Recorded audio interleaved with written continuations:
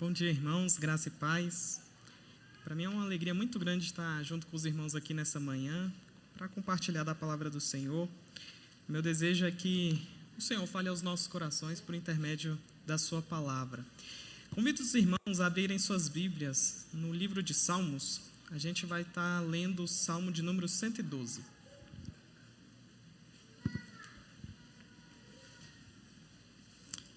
Salmo 112. Esse é um salmo muito rico e que, de certa forma, se conecta com o salmo que foi pregado na semana passada, que foi o de número 111, pelo presbítero Daniel. Diz assim o salmo: Aleluia! Bem-aventurado o homem que teme ao Senhor e se compraz nos seus mandamentos. A sua descendência será poderosa na terra, será abençoada a geração dos justos. Na sua casa há prosperidade e riqueza, e a sua justiça permanece para sempre.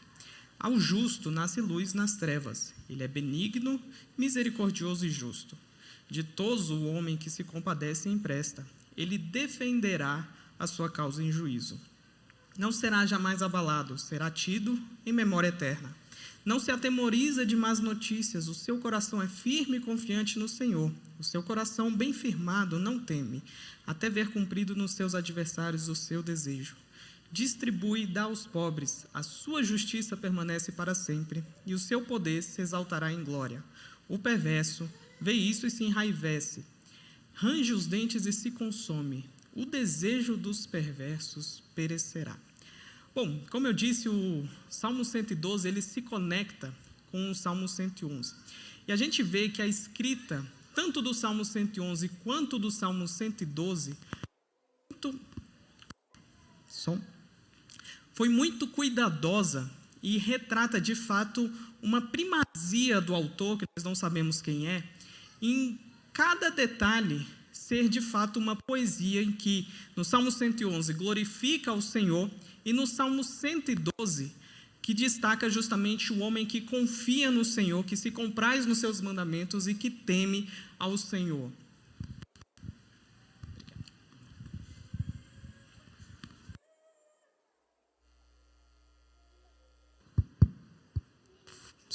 Pronto. Então a gente vê que o Salmo 112 ele foi escrito com todo esse cuidado. Ele compõe e ele se constitui num acróstico, em que cada linha do Salmo começa justamente com as letras do hebraico, de forma que ele tem 22 linhas, em que cada linha começa justamente na sequência do alfabeto hebraico. Isso daqui é muito interessante, muito importante, porque para o contexto aqui dos judeus, isso facilitava, por exemplo, a memorização. Então, o salmista, no seu cuidado e no seu zelo aqui de escrever sobre esse homem que confia, teme ao Senhor e se compraz nos seus mandamentos, ele, de fato, traz aqui um mecanismo que permite justamente que as pessoas conheçam a palavra do Senhor e apliquem na sua vida. A gente vê que esse salmo, ele tem multifacetas. Ele pode ser aplicado de diferentes formas. Em primeira instância, quando a gente vê aqui no versículo 1, bem-aventurado o homem descrito aqui está se referindo de fato a homem. A palavra hebraica aqui utilizada, ish, retrata justamente homem. De forma que alguns autores e teólogos, ao se deparar com esse texto, fazem um paralelo de que o Salmo 112 seria o equivalente do provérbio que trata da mulher virtuosa. Então, em primeira instância, esse texto aqui se aplica aos homens. Mas, num sentido mais amplo, a gente vê que esse salmo, apesar de não ter o propósito de ser um salmo messiânico, ele aponta para a pessoa de Cristo em vários versículos. Quem é o homem bem-aventurado que teme ao Senhor e se compraz nos seus mandamentos, senão o nosso Senhor? Jesus, ele é o homem benigno e misericordioso e justo, descrito também no verso 4. Ele é o homem que a sua justiça permanece para sempre, destacado também no verso 9. De forma que esse salmo aqui representa e aponta para a pessoa de Cristo. E num sentido ainda mais amplo, esse salmo aqui ele também pode ser aplicado na vida de todo cristão, na vida de todo aquele que teme ao Senhor e se compraz nos seus mandamentos, de forma que quando a gente lê esse salmo, a gente deve justamente verificar a nossa vida e nos vermos descritos aqui dentro desse salmo e apreender aquilo que ele diz a nosso respeito. A gente precisa, de fato, aplicá-lo em nossas vidas. E pensando justamente nesse contexto, é importante a gente entender a palavra bem-aventurado aqui, que é destacada no versículo 1. O texto diz: aleluia! Bem-aventurado o homem que teme ao Senhor e se compraz nos seus mandamentos. Bem-aventurado muitas vezes é traduzido em algumas traduções como feliz. Feliz é aquele que teme ao Senhor. E é bem verdade que a palavra bem-aventurado, que é descrito aqui no original, traz de fato esse sentido de um estado de felicidade. Só que o sentido da palavra não se esgota aí. Não é simplesmente um estado de sou feliz porque eu temo ao Senhor e eu tenho alegria nos seus mandamentos. O sentido de bem-aventurado vai muito além disso. A palavra utilizada aqui no hebraico, ashrei, ela pode significar avançar e seguir o caminho. Talvez a tradução literal seria avante. De forma que fica implícito aqui no bem-aventurado não somente um estado de felicidade, mas também pressupõe uma ação. E é justamente nesse sentido, irmãos, que eu gostaria de que, ao longo desse salmo, a gente avaliasse e avaliasse a nossa vida e julgasse a nós mesmos de um ponto de vista prático, de um ponto de vista, de fato, que move as suas ações ao longo do seu cotidiano, ao longo da sua vida. Dito isso, o texto ele começa falando: bem-aventurado o homem que teme ao Senhor. Essa é a primeira característica do homem bem-aventurado descrito aqui no versículo 1.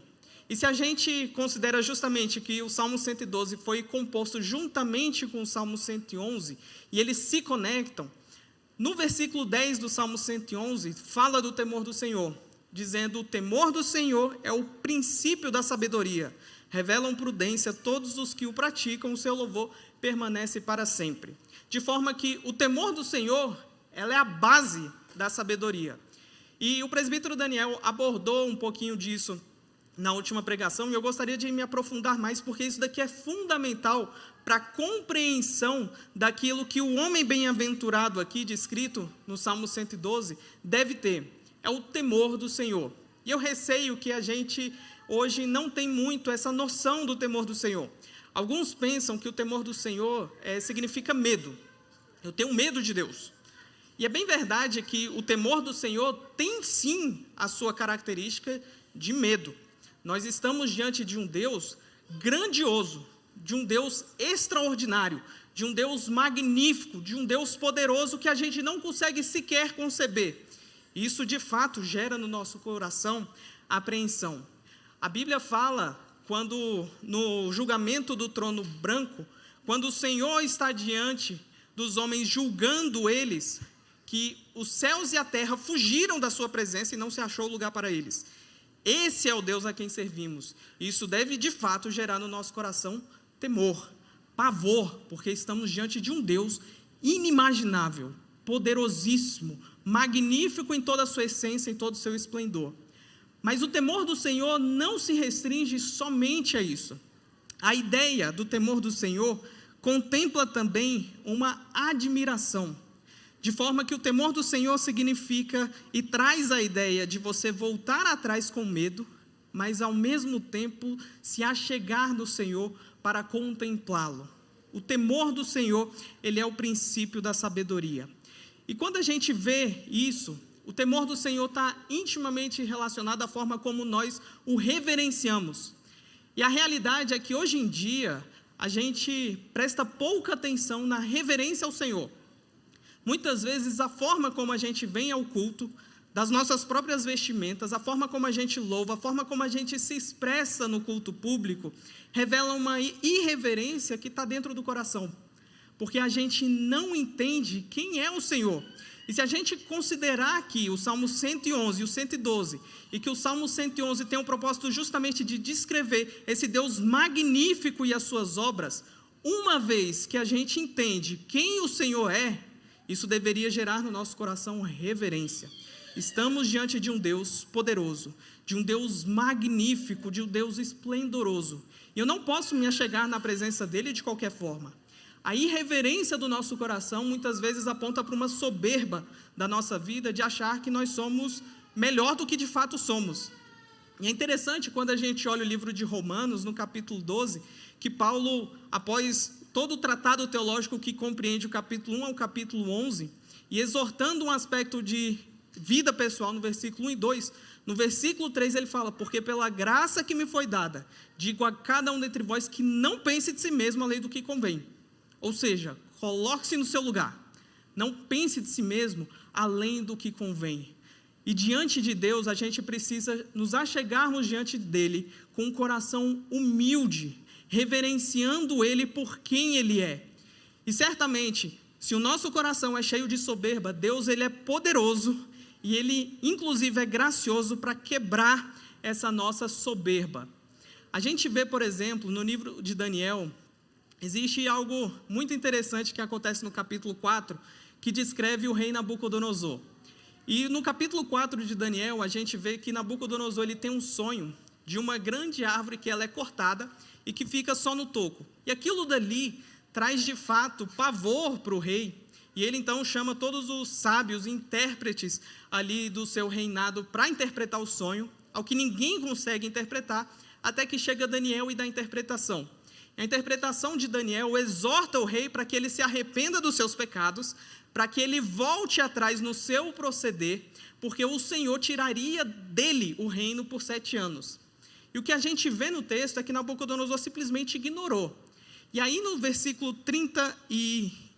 29 a 31, fala que ao cabo de 12 meses desse sonho, passeando sobre o palácio real da cidade de Babilônia, falou o rei e disse: não é esta a grande Babilônia que eu edifiquei para a casa real, com o meu grandioso poder e para a glória da minha majestade? A gente vê aqui o rei Nabucodonosor soberbo. Meu reino, eu edifiquei. Está vendo tudo isso daí? É meu, fui eu que fiz. E o texto diz que falava ainda o rei, quando desceu uma voz do céu: a ti se diz, ó rei Nabucodonosor, já passou de ti o reino. E o que a gente vê em seguida é que Nabucodonosor, ele enlouquece, passa a viver junto com os animais silvestres por 7 anos. E passados 7 anos, ele recupera então o seu juízo. E quando ele recupera, ele aprendeu a lição da humildade.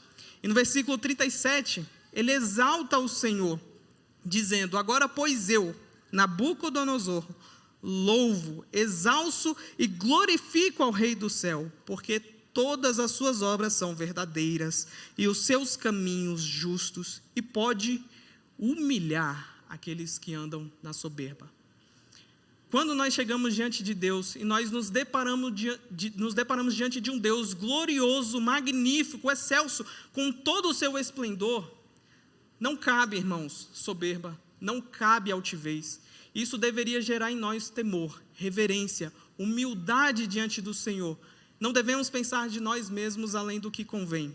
É interessante que quando a gente olha para o livro de Abacuque, e a gente vê que Abacuque, ele clama ao Senhor por conta da situação que Israel, Judá vivia. E ele fala: Senhor, intervenha na nossa situação, porque esse povo é um povo perverso. O meu povo é um povo cheio de violência. E o Senhor responde a Abacuque falando: eu vou de fato discipliná-los, eu vou trazer juízo sobre Israel, vou levantar os caldeus, os babilônios, para trazer juízo e disciplina sobre esse povo. E Abacuque, diante disso, ele fica extasiado, ele fala: Senhor, mas como é isso? Como tu podes levantar uma nação que é pior do que a nossa, mais ímpia do que a nossa, para trazer juízo sobre nós? E no capítulo 2, a gente vê que o Senhor fala também: assim que eu usar essa nação para punir a Israel, essa nação eu também trarei juízo sobre elas. E em detrimento dos ídolos que nada fazem, que não pensam, que não falam, o texto de Abacuque 2:20 retrata esse Senhor grandioso a quem servimos. E o texto fala o seguinte: o Senhor, porém, está no seu santo templo, cale-se diante dele toda a terra. Devemos ter no nosso coração reverência diante do Senhor. Devemos ter humildade diante do Senhor, porque isso daqui é a base, é o princípio da sabedoria. Se vivemos uma vida achando que Deus ele é o nosso servo, de que Ele está aqui simplesmente para atender às minhas vontades e os meus desejos, nos enganamos profundamente, porque o papel está invertido. Nós é que somos servos do Senhor, e Deus ele é rei, soberano, e reina sobre as nossas vidas.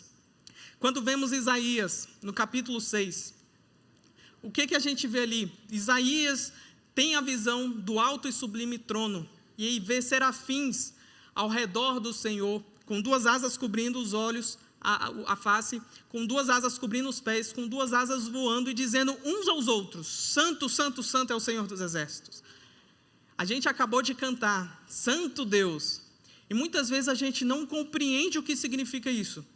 A ideia de santo não é simplesmente pureza. Deus, ele não tem pecado. Deus é um ser puro. Não. O conceito de santidade vai muito além. É interessante que nessa visão, Isaías logo em seguida fala: ai de mim, que vi o Senhor, porque eu sou um homem de lábios impuros, que vivo no meio de um povo de impuros lábios. E eu vi a glória do Senhor dos Exércitos. A santidade de Deus, que é enfatizada pelos serafins que voam ao redor do trono, trazem justamente o sentido de separação.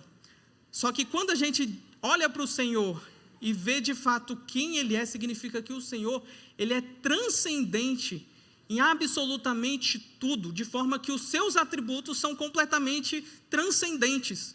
Santo, Santo, Santo é o Senhor dos Exércitos. Significa que o seu amor, ele é um amor inimaginável. Ele é transcendente, ele é muito maior do que tudo aquilo que eu consigo imaginar.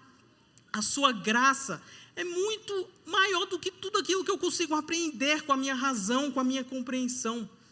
E também a sua justiça e a sua ira sobre os perversos é muito maior e muito pior de tudo aquilo que eu consigo imaginar.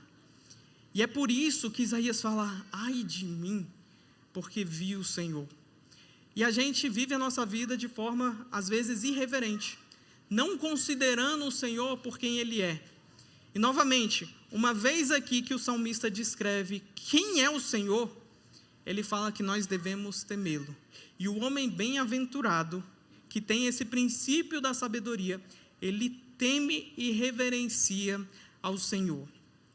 O segundo aspecto que a gente vê aqui nesse texto é que o homem ele teme ao Senhor, mas não somente isso, e se compraz nos seus mandamentos, tem a sua alegria nos mandamentos do Senhor. Bom, a gente vê que a graça do Senhor é justamente o que nos habilita a de fato nos alegrarmos nos seus mandamentos. De forma que o homem natural, ele é incapaz de se alegrar na obediência ao Senhor nos seus mandamentos. Mas a graça do Senhor, que é completamente eficaz na vida do crente, que não somente o justifica, que não somente o regenera, mas também o santifica dia após dia, o conformando à imagem do Filho, essa graça aqui, habilitadora, capacitadora, eficaz, é o que de fato nos capacita e nos dá de fato o poder para que a gente tenha a alegria nos mandamentos do Senhor. E a Bíblia diz que os mandamentos do Senhor para o crente, para aquele que tem uma fé verdadeira, uma fé salvífica, esses mandamentos não são penosos. 1 João 5, verso 3 e 4 diz: porque este é o amor de Deus, que guardemos os seus mandamentos. Ora, os seus mandamentos não são penosos, porque todo o que é nascido de Deus vence o mundo, e esta é a vitória que vence o mundo, a nossa fé. A gente vê aqui justamente que para aquele que tem a fé salvífica verdadeira, os mandamentos do Senhor não são penosos, pelo contrário, eles são leves. Quando a gente vê Jesus convidando os homens a vir até Ele, Ele diz: vinde após mim todos aqueles que estão cansados e sobrecarregados, que eu vos aliviarei, porque o meu fardo é leve e o meu jugo é suave. Ou seja, para todo aquele que está em Cristo e que vai até Cristo, nós temos justamente o poder e a alegria na obediência. porque os mandamentos do Senhor não são penosos para o cristão. Pelo contrário, são fontes de alegria. E o texto aqui descreve justamente que esse homem bem-aventurado é um homem que teme ao Senhor, que o reverencia, que entende quem o Senhor é e se humilha diante do Senhor, e que também tem alegria na obediência, em observar os seus mandamentos. E do verso 2 até o verso 9, a gente vê que existe uma série de bênçãos associadas ao temor do Senhor e à alegria dos seus mandamentos. A primeira bênção descrita aqui está no versículo 2, que trata sobre a posteridade. E o texto diz: a sua descendência desse homem, será poderosa na terra, será abençoada a geração dos justos. E o contexto original aqui, ele traz a ideia de poder, quando fala que será poderosa na terra. Esse poder não é simplesmente um poder no sentido de, você tem homens que exercerão poder e autoridade sobre as pessoas. Não é isso. Também não significa uma força física, serão homens poderosos, homens fortes, não. A descendência poderosa aqui na terra trata sobre influência, o que é corroborada também pela frase seguinte que fala: será abençoada a geração dos justos. Na Ara, é um pouquinho difícil da gente apreender esse sentido, mas na NVT, que descreve melhor até essa questão no original, fala o seguinte: uma geração de justos será abençoada. Ou seja, ele está falando aqui justamente de que, por conta do homem que abençoa a sua descendência, existe uma justiça, uma piedade aplicada aqui sobre a família, sobre a descendência. Nós sabemos, irmãos, que a graça, que a salvação, ela é individual, que Deus, ele derrama a sua graça sobre quem ele quer, de que Deus faz a sua vontade, de que Deus salva os seus eleitos. A gente sabe de tudo isso, mas ao mesmo tempo, nós vemos que as Escrituras atribuem aos pais a responsabilidade de criar os seus filhos na disciplina e no temor do Senhor. Existe uma responsabilidade que é inerente aos pais, e o homem bem-aventurado aqui, ele entende o seu papel, ele compreende a sua responsabilidade sobre a sua descendência, e ele influencia os seus filhos, e da mesma forma, a posteridade continua dessa forma, de forma que você tem aqui uma cadeia de geração de justos. E é muito bonito ver, quando nós conhecemos pessoas e famílias que estão na sua terceira, quarta geração de crentes. Por que isso? Porque ninguém, ao longo da cadeia, abriu mão do seu papel. Pelo contrário, cumpriu a sua responsabilidade, conquanto que a gente saiba que Deus executa o seu querer da forma como bem lhe apraz. Mas nós sabemos que existe essa responsabilidade atribuída aqui aos pais de passar a mensagem para os seus filhos. É interessante que quando a gente olha no livro de Salmo, no Salmo 78, que descreve a história de Israel, a gente vê nos versos 3 e 4 de que os pais, eles têm um dever de não encobrir a verdade para os seus filhos. E o texto diz o seguinte: o que ouvimos e aprendemos, o que nos contaram os nossos pais, não encobriremos aos seus filhos. Cantaremos à vindoura geração os louvores do Senhor e o seu poder e as maravilhas que fez. Não encobriremos a seus filhos. Existe uma responsabilidade dos pais de não ser um empecilho, uma pedra no caminho dos filhos para que os filhos conheçam o Senhor. Pelo contrário, responsabilidade deles de trazer aquilo que eles aprenderam dos seus pais e passarem para os seus filhos. Isso daqui a gente está falando de um contexto de justiça, não somente de valores. Se a gente pegar uma casa, minha mãe limpa o chão de uma forma, eu vou ensinar isso para os meus filhos. Não. O texto está falando justamente aqui sobre piedade, sobre justiça. E é isso que a gente deve ter em mente. Existe uma responsabilidade dos pais em instruir os seus filhos, instruir as crianças no caminho que devem andar, para que quando ela cresça não se aparte dos seus caminhos, dos caminhos do Senhor. E infelizmente o que a gente olha hoje em dia é que existe uma geração de pais que são simplesmente omissos, que preferem cuidar do seu próprio ego, do seu próprio bem-estar, dos seus próprios prazeres, do que dedicar tempo, esforço, labuta em ensinar os filhos os caminhos do Senhor. E, consequentemente, o que nós vemos em seguida é o levantamento de uma geração fraca, de uma geração que não é influenciável, mas que é influenciada. Porque pais estão justamente abrindo mão das suas responsabilidades, abrindo mão do dever que o Senhor colocou na mão deles, e, consequentemente, os seus filhos estão entregues ao mundo e às influências do mundo. Não podemos ser assim, irmãos. A gente que é pai tem a obrigação, o dever perante o Senhor de conduzir os nossos filhos a Ele. Todos os dias eu oro: Senhor, alcance o coração do meu filho, e que eu não seja um empecilho para que meu filho conheça a Ti, mas que o Senhor me use para que o meu filho conheça o Senhor. E a gente deve justamente ser instrumentos nas mãos de Deus para levarmos e conduzirmos os nossos filhos ao Senhor. Existe uma bênção aqui associada à posteridade. Dos versos 3 até o verso 5 e também no verso 9, a gente vê que existe também uma bênção associada à mordomia.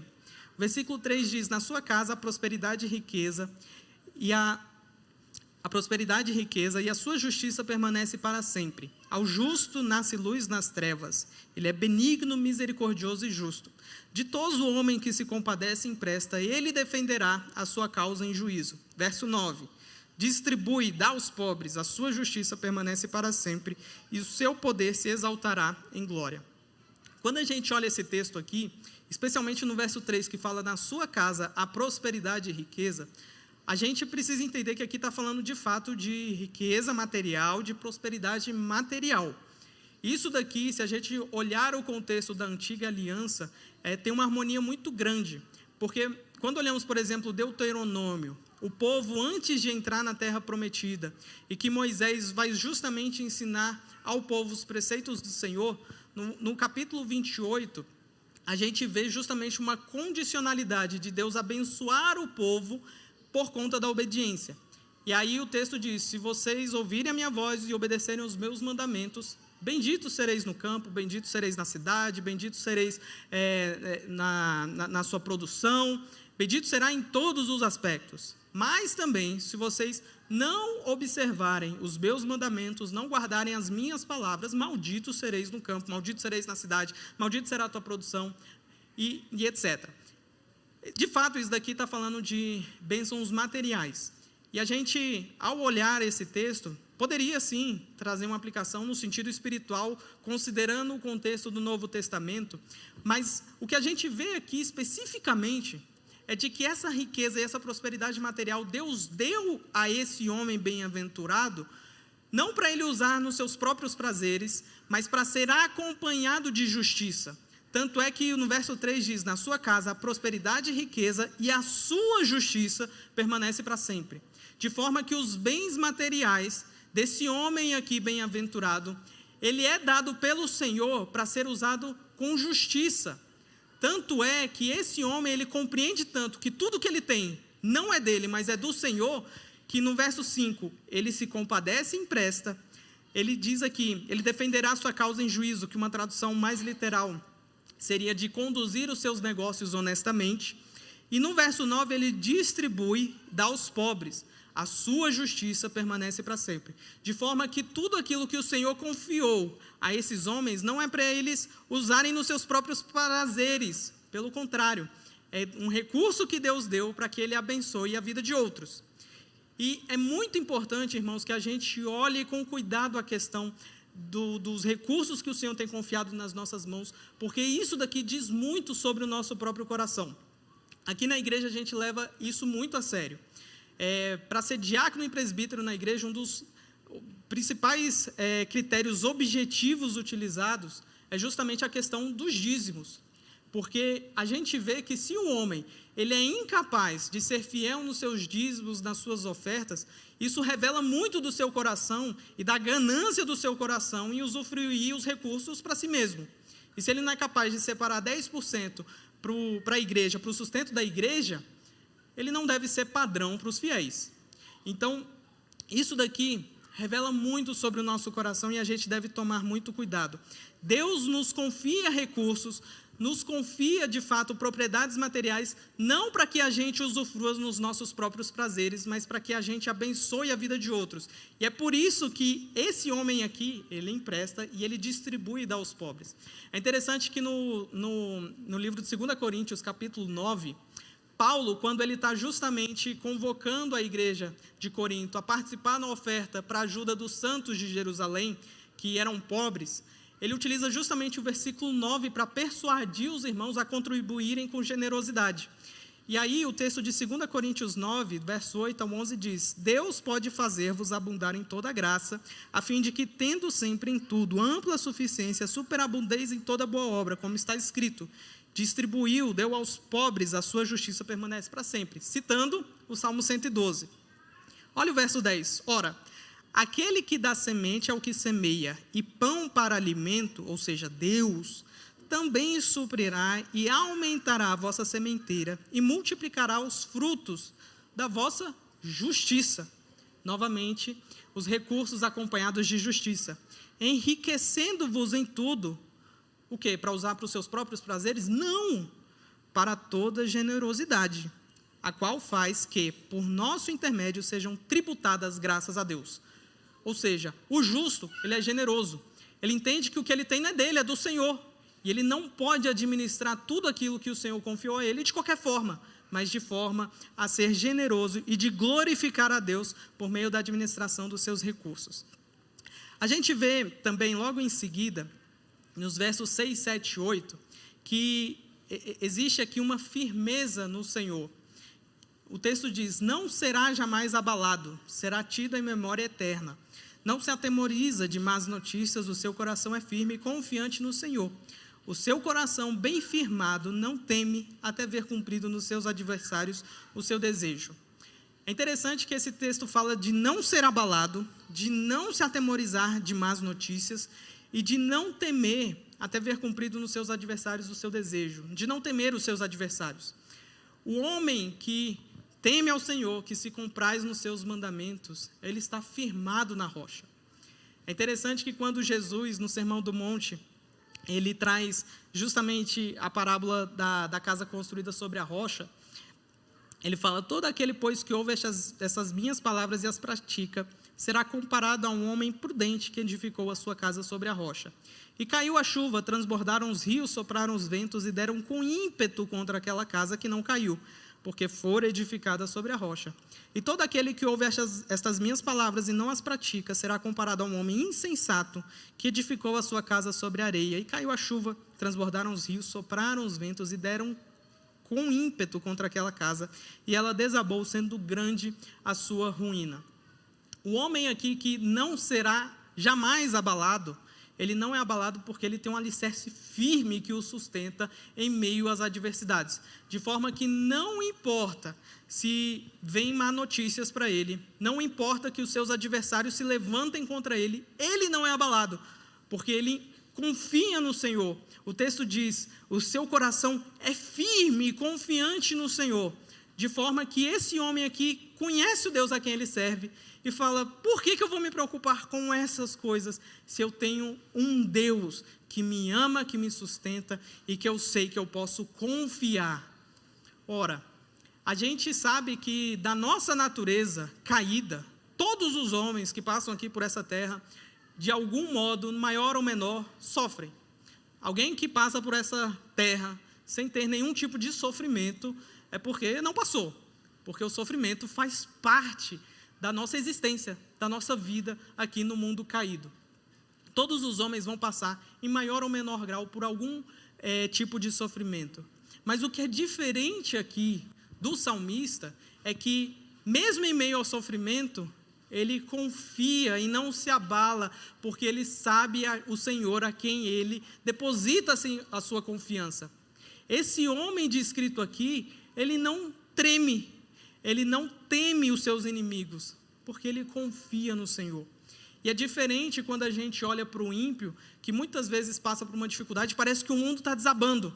E às vezes o crente que está passando por uma dificuldade ainda maior, está em paz, está tranquilo, porque sabe o Senhor a quem ele serve. E é curioso que no versículo 10, o texto diz que o perverso vê isso vê todas essas bênçãos na vida do homem que teme ao Senhor e se compraz nos seus mandamentos, e range os dentes e se consome. O desejo dos perversos perecerá. O perverso aqui olha para a vida do homem crente e sente inveja. Sabe o que é contraditório? É muitas vezes a gente que é crente, que conhece ao Senhor, que entende quem é o Deus a quem nós servimos, a gente fica invejando a vida do ímpio. É porque o ímpio tem uma boa casa, é porque o ímpio tem um bom carro. E muitas vezes a gente vê isso retratado nos Salmos, em que muitas vezes o salmista pergunta: por que, Senhor, o perverso prospera? Por que ele é bem-sucedido? E é interessante que o texto aqui traz uma outra página, uma outra conotação, que não. O perverso, ele se enraivece, ele inveja o crente por conta dessas bênçãos que são aplicadas. E a gente às vezes está justamente com um espírito de mendigo, olhando o que o perverso tem, não considerando tudo aquilo que o Senhor já nos tem abençoado. A Bíblia fala que nós somos abençoados com toda sorte de bênçãos espirituais nas regiões celestiais em Cristo. Quer mais que isso? A gente precisa de mais do que isso? Não. O papel deveria ser o contrário. O perverso deveria olhar para a gente e nos invejar. E não a gente invejar o perverso por conta daquilo que ele tem. Que o nosso coração, irmãos, possa estar firmado no Senhor. Que a semelhança aqui do homem bem-aventurado, a gente tema ao Senhor, que a gente se alegre nos seus mandamentos, que a gente não se omita da nossa responsabilidade de passarmos a mensagem do Evangelho para a nossa descendência, que a gente seja justo na administração dos recursos que o Senhor tem nos dado, que a gente seja firme e inabalável no Senhor e que a gente considere todas as bênçãos que o Senhor já tem nos abençoado em Cristo Jesus. Amém. Vamos orar? Senhor Deus e amado Pai, nós queremos, Senhor, te louvar e te bendizer pela Tua palavra. Nós agradecemos, Deus, porque por meio da Tua palavra, o Senhor trabalha em nossos corações. Nós pedimos que o Senhor possa aplicá-la nas nossas vidas e que a gente possa sair daqui, Pai, refletindo sobre os versículos descritos aqui no Salmo 112 e que isso nos leve para uma vida mais piedosa, uma vida que de fato glorifique e exalte o Teu nome. É assim que nós oramos, Pai, e agradecemos em nome de Jesus. Amém.